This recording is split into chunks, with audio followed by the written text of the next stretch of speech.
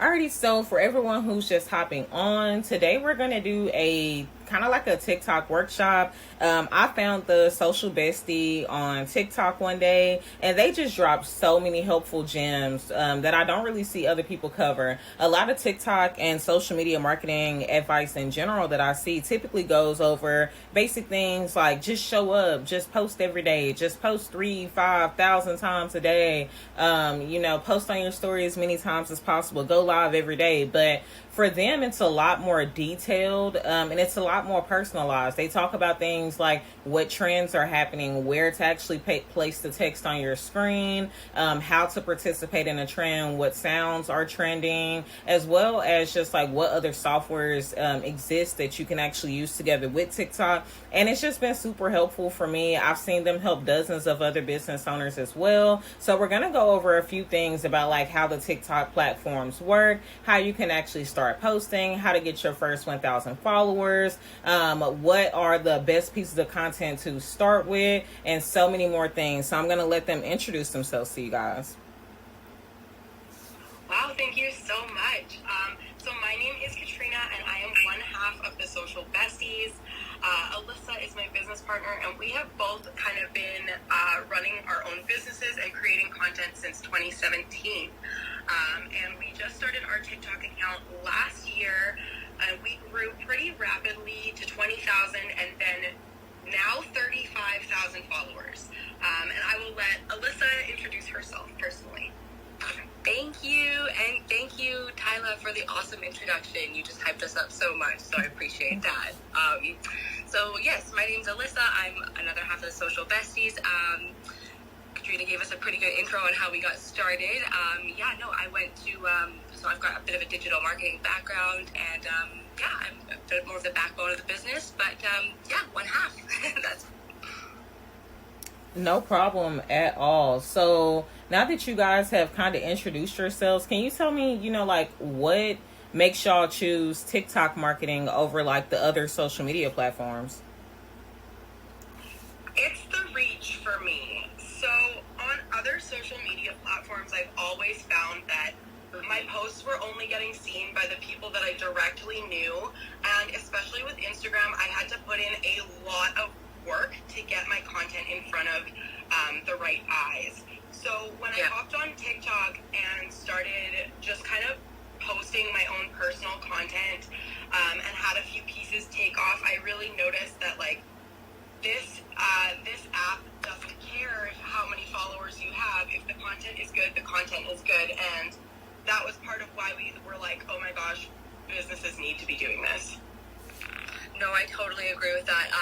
It really is the reach and like Katrina said, the reach and like the ability to literally be yourself without sounding too cliche here, but like literally the ability to be yourself, to not need any sort of like aesthetic, you can show up in your weird, normal, non-aesthetic looking home, and as long as your video, is optimized with, what we're going to talk about later is like the basics, it's gonna get reach, right? So like TikTok, that's like my favorite thing is like TikTok doesn't use a previous follower count or a previous video reach to based on how it's gonna do your on how it's gonna like make your videos perform, if that makes sense. So like where Instagram, Instagram does need that, TikTok doesn't. So that's like that's my favorite thing. I really love that.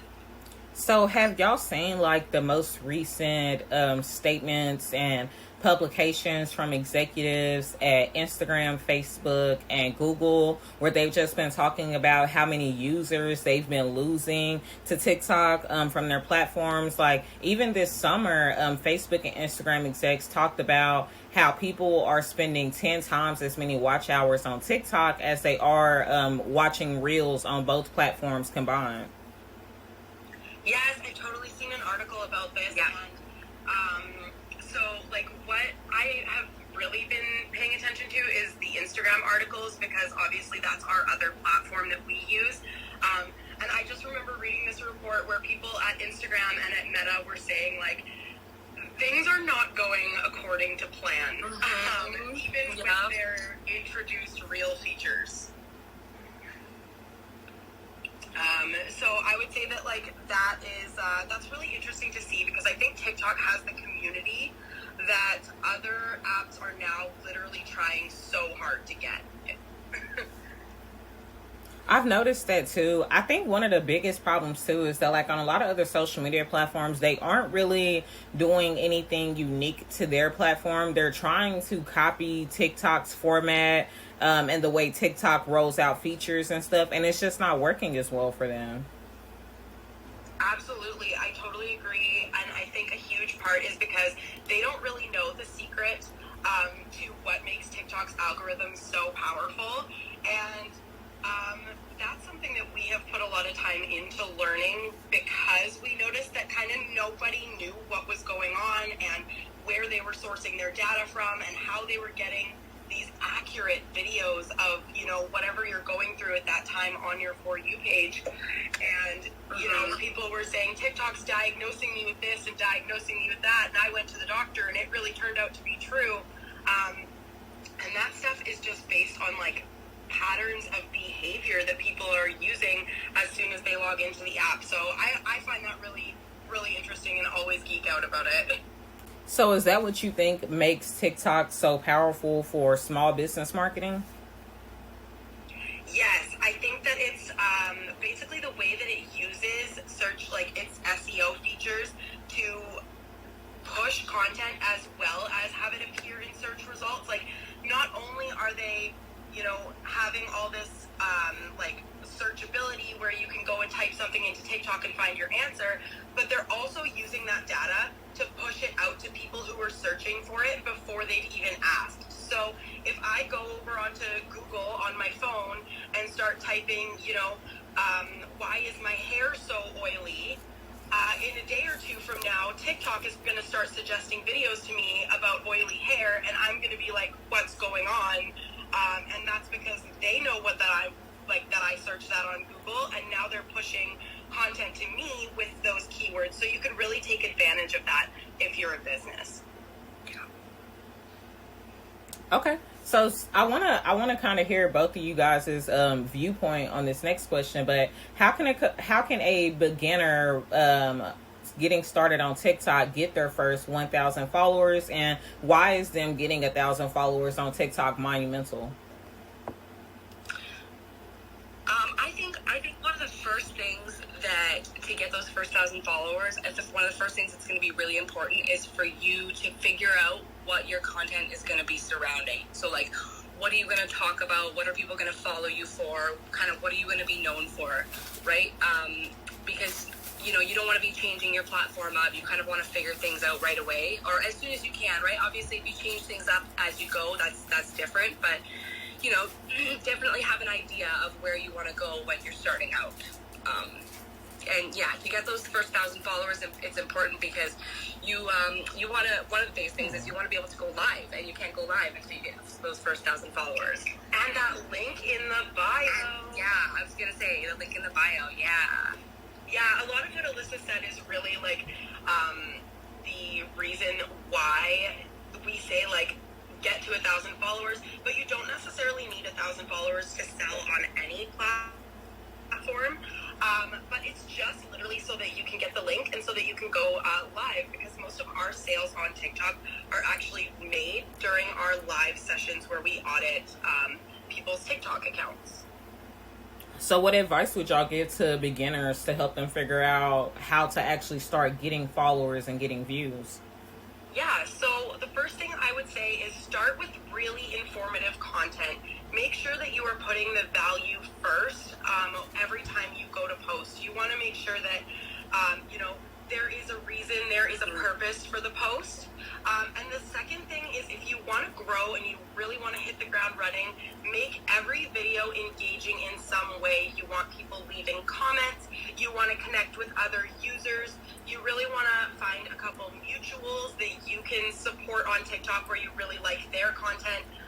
Similar to, you know, a lot of other social media apps. Yeah.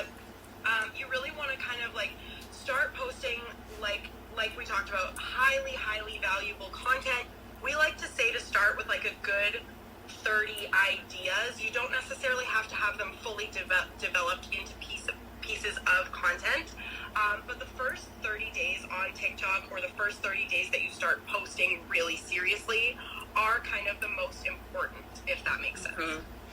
Yeah, you really want to be, like, I know consistency is a word that's thrown around, but you really want to be consistent in the first 30 days, because not only do you want to show your audience you're consistent, first and foremost, always, but you want to show the algorithm that you're going to keep, like, giving it that content, right? It's you know, it's going to affect not only, like, your numbers, but your audience if you're back and forth kind of posting and then not posting and then posting and then not posting, going through those phases. And, you know, there's always going to be certain phases of less posting in general, but if you're doing it out of, you know, just kind of non-organization, if that makes sense, it's just going to be a lot harder. Yeah. And another really big thing to lean into is the SEO feature on TikTok. So making sure you're editing in the app and you are using the text on screen that TikTok provides, because that is what's going to push your video harder than any hashtag or any, you know, amount of like engagement on the app. Yes. So can y'all give like a couple of examples of high value content that you've seen perform well for some of your clients? Yeah, absolutely. So one of the things that we have seen perform really, really well is videos that are kind of like the process of something. So what I mean by that is, like, you have a starting point and you have an ending point, and they're taking you through every step of that process, whether it's making lip gloss or, you know, ice cream cones, or just unboxing or sending off a package. But people really like to see the step-by-step processes of everything, and those are the videos, like, if you go look up small business on TikTok, what you'll see is every single video is like that. It is a process from beginning to end of either how they make their product or how they pack their orders and ship it off. That is kind of the most viral content for business owners. Service providers obviously have it a little bit harder because we don't have a physical product, so we really have to show our knowledge and value in our content, not only with, like, you know, not having a physical product, but we have to kind of show people the value without being able to show them too much, if that makes sense. I don't know. So for service providers, do you recommend like doing how-to tutorials with a specific software, or just like sharing like a series of hacks or something? Exactly. Okay. Exactly, both of those things. So Yeah. anything where you can give people like some quick tips and also give them the why. So you don't just want to say 5 reasons you shouldn't do this. You want to say 5 reasons you shouldn't do this, and then you want to elaborate a little bit on each of those tips. Or of those points. You want to make your content super informative. You not only want to give them the, hey, don't do this, but hey, don't do this because. And then as far as like the process videos, it's kind of more of an entertainment factor. So with like service-based providers, like you said, it would be like, how do I do this for my clients? How I do that for my clients? Some of our most powerful videos are actually that make the most sales are us walking our audience through somebody's strategy that they've paid for, and of course we've gotten their permission to use their strategy in a TikTok, but basically it's walking them through one of our services. So if you're a service provider, finding a way to do that is the most powerful way to kind of sell on TikTok, as well as show your value. I'm glad you brought up using social proof for marketing, because social proof works for marketing on every social platform, with email marketing, with SMS marketing. It's really just about learning how to position it for that platform and learning how to optimize it for that platform. Totally. Yes, exactly. Another thing we always say is, like, if you're a service provider, you should be posting reviews at least once every 2 weeks. For that exact reason, is that the social proof is so powerful, and even if your video with you, you know, showing your review off isn't necessarily the most viral video on your page, it's still going to get to those audience members that are watching all your content and watching every one of your videos. Yeah, and it's going to be there too. Another thing I just thought of is it's going to be there too, like that testimonial on your page is going to be there for any potential client that's going to come, creep on your page and wants to check you out and wants to see if, you've got testimonials, and then that one will be there for you. So it's kind of like, that one's just there for placement purposes. So do y'all think that like TikTok's content is evergreen in the sense of like Pinterest is? Not always. I think that there are always going to be things that are like coming and going, especially the trending sounds. Like what we see with trending sounds is like they spike up and they're hot trends for 3 or 4 days, and then they start to get overdone and everyone's using them, and then they start to fade out. So there are some trends that like I think people will always remember and enjoy, but there are also some trends that kind of disappear into the void and you literally never hear them again. Yeah, they move pretty quickly with the trends. So it's definitely a good mix of like trending and evergreen content. And I think that's a good thing, honestly, now that like the short form video is, longer form video is becoming more popular, because evergreen content is important. So, and it's just an easier way to convey a lot of that information. So are you suggesting right now that people focus on pushing out longer form content? I have seen longer form content more on my For You page on TikTok, like specifically like 2 to 4 minute videos of like tutorials or story times, or like someone walking you through a process, versus people like speeding through things with a time lapse and just doing voiceovers all the time. Yeah. So TikTok has actually confirmed this. We are part of an ambassador program that is in contact with TikTok, and so TikTok has confirmed that they are pushing longer form video. The reason for this is because they're now competing with YouTube, and they want to basically like get in on all the monetization that YouTube has, and they probably want to start running ads in between these longer videos. So actually a piece of content that I posted 2 days ago got 10,000 views, and it is a 3-minute long TikTok. And a couple weeks back, we also posted another 3-minute long TikTok, and they have both gotten around 10,000 views, which I was honestly not expecting because it was long form content. So I would say that you should focus on creating content that is anywhere between 30 seconds and a minute and a half. If you are going to go for the full 3 minutes, make sure it is a deep dive. Make sure that it is so much value that they can't look away from the screen, because that's really what we found. Like our video right now that's just hit 10,000 views was actually a deep dive of us talking about 3 different businesses who are marketing really, really well on TikTok. And that piece of content is about 3 minutes long and has, like I said, 10,000 views as of today. Okay, I think another example I'd like to share, I have a video that's like 3 minutes on my page on TikTok, and it is a strategy walkthrough about how to actually make an email strategy. And I use a whiteboard and I draw out a mind map to show people like the different branches of email marketing, the different processes. And I just go through like each bubble, explain what it is, why you need to do this, and what this actually looks like for your brand. And then like I attached a freebie to it. The video did not go viral. It got like 600 views, but it got over 30 comments of different business owners who were like interested in it and who downloaded the freebie and who shared it and who just talked about how helpful it was. So I think something to, keep in mind as a small business owner, a lot of your most valuable content is not going to go viral, and it doesn't need to go viral to help you meet your sales goal. Oh, absolutely. That's something, Go ahead, Liz. You go ahead. Oh, mine's quick. Okay. I was just going to say that's something that we went over with a potential client yesterday, is that, those numbers don't always have to be viral. Sometimes your most well-converting pieces of content are pieces of content that only got, maybe 500 views. But they were such good pieces of content that they converted well enough. And so, mission accomplished.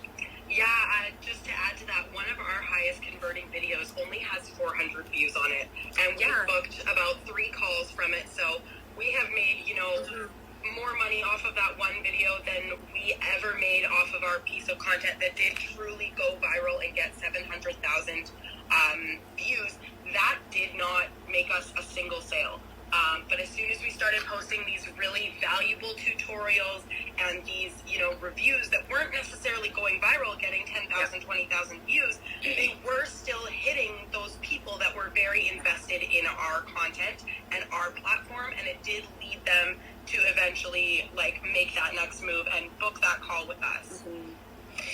So what do y'all think is like something that stood in the way of converting sales when you got 500,000 views? Because I had, multiple videos go viral back to back, and each of them did like 50 to 100,000 views. And I think like 2 of the videos I made sales from, but like 4 of them I didn't. I gained followers and I got website traffic, but they didn't make any sales. And I have like a lot of hypotheses why, but why do y'all think that happened to you? So I'm going to be really transparent here. We were not set up when we got on TikTok. We didn't think anyone was going to want our service. We didn't think anyone was going to want what we had to offer. We didn't think we were very smart or knowledgeable at all. So we accidentally went viral on our 11th video. We did not even have a website. So that, I think, really hindered us from making sales. Yeah. But it did not make us give up, that's for sure. So although we didn't make any money, we still were able to grow to a point that we started getting some brand deals and started actually getting some clients eventually down the line. But I think if we had had a store set up when we went viral, we definitely would have made a lot more. Okay. Yeah, that makes sense. So y'all going viral made y'all want to get serious about getting everything set up right? Yeah, I think we really kind of realized that the information that we were giving out was actually, value. And we were like, okay, maybe we are smarter about social media than we were giving ourselves credit for. And so we kind of started taking things real seriously from there on out. Excuse me. Yeah, I think we got a website probably within 5 days of going viral. Yeah. And started working on it and building our email list, even though it was just a landing page that said, sign up to find out when our website goes live. And then that was it. That was how we got our first 200 email subscribers. Yeah, we really, I feel like, put kind of the definition into messy action with kind of the way things started. We thought we were organized to a degree, but there's a lot. So we've also had a lot of failed businesses together, and I think a big part was like, what if we get on TikTok and we start posting all this advice and we fail again? Yeah. So we weren't all in, I think, until those videos started taking off and people started saying, no, this is valuable, like, thank you for posting this, and people started going viral from our tips, and that was what made us really lean in. I'm happy I brought up having, failed businesses. Most successful business owners that I know have failed at business, right? Like, my favorite mentor is an older guy. He's in his mid-60s, and he has had several failed businesses, but you would never know because right now he owns 5 finance firms in the state of Texas, and he is a multimillionaire. But when you sit down and you talk to him, he'll tell you about all the failed businesses that he had from the 90s throughout the mid-2000s, and how even some of his businesses lasted for 15 or 20 years, and they just didn't work out for him in the end. But then he finally found his niche in finance, and it just kind of stuck for him. That's pretty cool. You've really got to take those failures as lessons. Like, literally, instead of being sad about it, like, what can you learn? Going forward. One of our failed businesses that we wanted to do was actually like a boudoir business.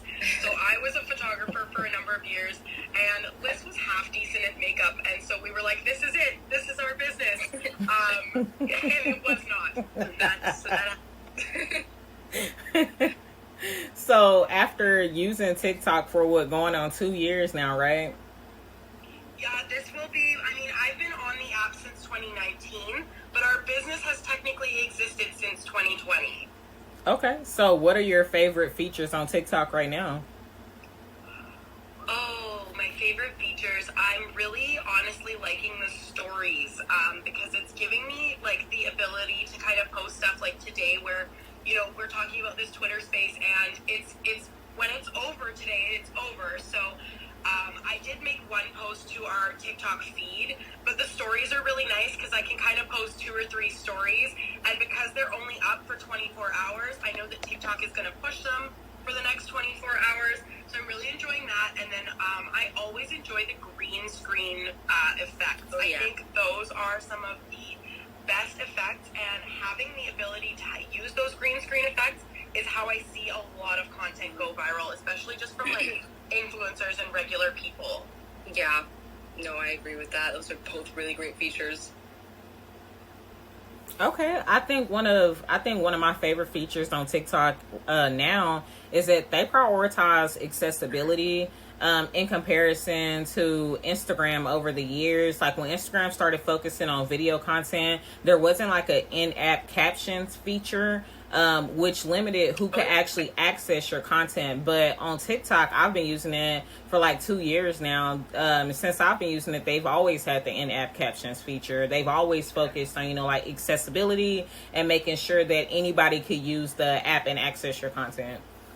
Yes, we love that, and we're in Canada, so we haven't actually had the captions for as long as everyone else, but as soon as I noticed them adding those captions, it was so helpful because not only are there people who, maybe aren't able to hear content, but there are a lot of people who maybe, are in situations where they can't have their phone at max volume, or,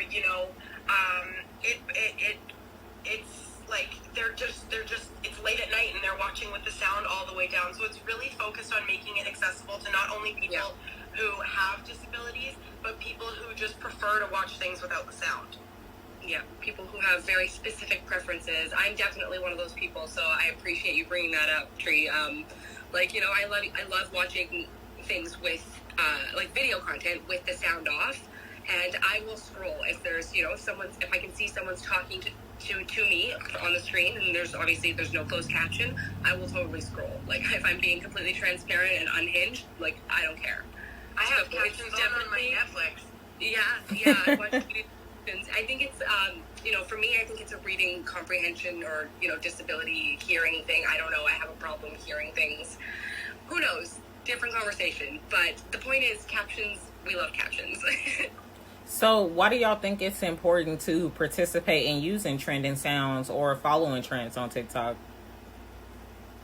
I think that those trends, they hit the For You page really easily. So if you can do them well and make them relatable to your niche, it really helps you find new audience members. Yeah. So because of the reach on those viral pieces of content, that's usually where like a lot of like those kind of more of a rapid influx of followers will come in. I know that Alyssa has something currently going viral on her personal account that she has grown, I think, about 100 followers just from 100,000 views. So those viral sounds really help you expand your audience at more of like a rapid rate. Yeah, they definitely do. The growth potential is like a lot. Like Katrina said, I've gained, I think, 150 followers in the span of, it was a couple days. So, and it was a silly little TikTok. But I do think those trending pieces are important because they really do help push. They also, I also was going to say, they really help incorporate your personality to your page and to your presence online too, right? Because you can get fun with them, and you don't have to do any of the dancing stuff, but you can if you like to, and if that's your personality, go for it. And whatever way you want to use the trend to emphasize your personality, I think they're really great for that too. Yeah, so are there? Dance, but I can't dance. So are there? Just jamming out whatever you're doing in there, but yeah. Are there any tools that y'all like to use to find trending sounds for TikTok? Katrina can okay, let me dive in because this is my department for sure. So one of the places that we like to look for trends is literally, so when you go on your phone and you go on TikTok, you can search for trend alert. There are a lot of creators who will post content based on what is currently trending, and this is something you can't access on the PC version of TikTok, but if you're on your phone, you can actually filter your search by this week. So what I will typically do is I will search for trend alert alerts. I will filter them by this week, and then I will go to those creators who are posting trend alerts and kind of look at their more recent videos. There's also this really great account on TikTok, and they are called Trend Bible. So all one word, Trend Bible, and they post trending sounds as they come up, and I can sometimes just go there and grab a couple. The final place that I go looking for trending sounds is top creators on the app. So there's this one girl who does the Starbucks videos. She goes to the drive-thru at Starbucks and she orders something different and tells them to make me a drink that smells like a flower or whatever, and she does it all for a TikTok. So if you go to the pages of these creators that have, 12 million followers, you can see what sounds they've been using, because those are almost guaranteed to start trending after this huge creator has started using it. Okay, so have y'all heard of the TikTok Sounds dashboard? I haven't heard it because I'm going to be honest, I've used things like Trend Talk. I've downloaded the apps that the other gurus are talking about. They're like, oh my God, you need this app to find TikTok sounds. And I download the app, and the sounds are quite honestly crap, and the app's not very good. So I haven't put a lot of faith in anything that claims to do it for me. I prefer to do my own research, but I would totally be interested in checking it out. Well, this one was made by TikTok. It's a desktop version of software that they made, and with the software, they go over how long has the sound been trending, have there been any dips in the trending sound, and is it anticipated to start trending again, in comparison to like what creators are using the sound. So I like using it with clients who are just getting started, and it's 100% free to use. I would love to get that link from you after. Yeah. I would love to check it out. That sounds really cool, and the fact that TikTok puts it out definitely makes me trust it, because there are a lot of paid apps that claim to do it for you, and then you go to their list of the top 5 sounds and you're like, what are these sounds? I've never heard them before. Yeah, so I've downloaded and tried a lot of those apps, but this has been like the best one that I found so far. And it does like a mix between like music, sounds created by other creators, and sometimes they'll even do like breakout sounds, like things that they anticipate to trend, or like things that just kind of blew up overnight. So I just go to like ads.tiktok, and there's a section on the website for it in the TikTok Creative Center. That's amazing, and I'm definitely going to be checking that out. Because, if it's put out by TikTok, like I honestly believe in it, and like I would let TikTok babysit my children.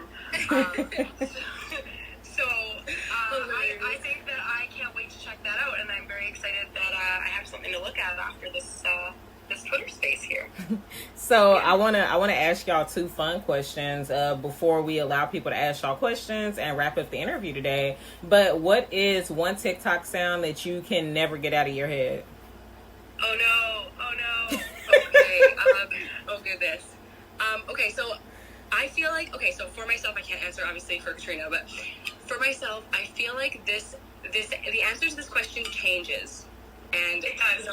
That's not going to surprise you guys with the fact that trends change, but the answer to that changes, and the answer to that right now is a sound that's a little bit inappropriate right now. It talks about killing your parents, and yes, it goes, I want to kill my mom, I want to kill my dad. And I think you can tell as a little kid, being like angry and being like, I want to kill my mom, and that's my favorite sound at the moment. So yes, that's funny. I forgot about that one. That's the good. I love both of those sounds. I'm actually really liking the one that's it's nobody move, there's blood on the floor. Oh, yep. That one's in my head a lot. And then also, I don't know if you saw our TikTok story yesterday, but we were on a Zoom call, and I couldn't stop going, the booty's so big and the booty's so tight, I don't know, I got hit by the end of the night. So, a lot of them get stuck in my head. It's insane. Like, you hear a song that I've never actually heard you know, out in public or in person or in the real life, but I've only heard the sound version of it, if you know what I mean. And then I hear the song and I'm like, oh, that's where this sound came from. And this is how I know I spend a lot of time on TikTok. One of my favorite creators to get trending sounds from is Glorilla. Like, she just be making the best trending sounds. I like using like a lot of the sounds from like female rappers, and then sometimes the famous pop girlies from like early 2000s, they'll like turn some of their songs into trending sounds too, and I love when they do it because it's so nostalgic. And the remixes are really good. I love when you can find a good remix on TikTok where they've like spliced two songs together or something. Yeah, Kesha is really good for shouting people out who do that to her music. Oh, that's cool. I don't follow celebrities a lot. I'll be honest. Yeah, I will. Otherwise, I would follow them all. Yeah, my stance on that is that like that's exactly it. I would follow them all. So if I ever want to look at their pages or see what's going on with Kesha, I'm gonna just go check out Kesha's page because I know it's public. So I do want to give people a chance to ask y'all any questions. So if you do have any questions, now's the time to raise your hand. And feel free to ask anything about TikTok marketing, or about your own page in general. In the meantime, though, do y'all have like any final thoughts that y'all would like to share with viewers? Yeah, I mean, I think the biggest thing to take away from kind of this session today is going to be, how important using the SEO, like the fonts in TikTok are. That's kind of like one of the number one things, as well as really like working on that evergreen content that we talked about, answering those questions. Like our viral video was, how many times should you post on TikTok every day? So answering those super basic questions, even if you think no one needs the answer to them, somebody does. Yeah. Somebody needs it. Yeah. That's kind of what we always say, is that like in your area of expertise, whatever that may be, something might seem obvious to you, but it's because you are well versed in it. And so that information is probably not likely known to other people. So it's probably a good piece of content, despite what your brain may be telling you. Okay, I think those were gems. Someone does have a question. Let's see. I'm going to approve them to come on stage so they can ask y'all. Yay! I love it. Right? Or you can take your mic off of mute and ask your question. Hi, my question is, I heard one of you mention earlier about word placement on videos. Does that like boost engagement? Yeah, so the most important thing about text on screen is that you're kind of placing it in the top 1/3 of your screen. Think about like when you're scrolling through TikTok and you see someone whose text is like sliding off the screen on the edges, or it's way too far down and it's getting covered up by the captions or the hashtags or something like that. So we always say to kind of, when you're filming, like leave a little bit of room right above your head so that you can be placing some text above your head, because that first 1/3 of your screen is like what we call the most valuable real estate on your phone. Mm-hmm. Yes. Yeah, if you think about it, there's a lot of text already going down on, already going on, texting, buttons and things like that on the bottom of the screen. So placing it, like Katrina said, on the top is just going to be the most ideal real estate. I love that for it. So just it's also the first place that people like see when they start scrolling. So if you think about like someone who's only scrolled halfway, they'll be able to see your text and see what your video is about before they even get to your video. And you'd always rather have them make the decision about whether they're going to watch your content all the way through at the beginning, as opposed to, not telling them what the video's about and then they watch it halfway through, decide they didn't even like this content, and now they've hurt your watch time. So yeah, let me know if that answers your question. Yes, absolutely. Thank you. Yay.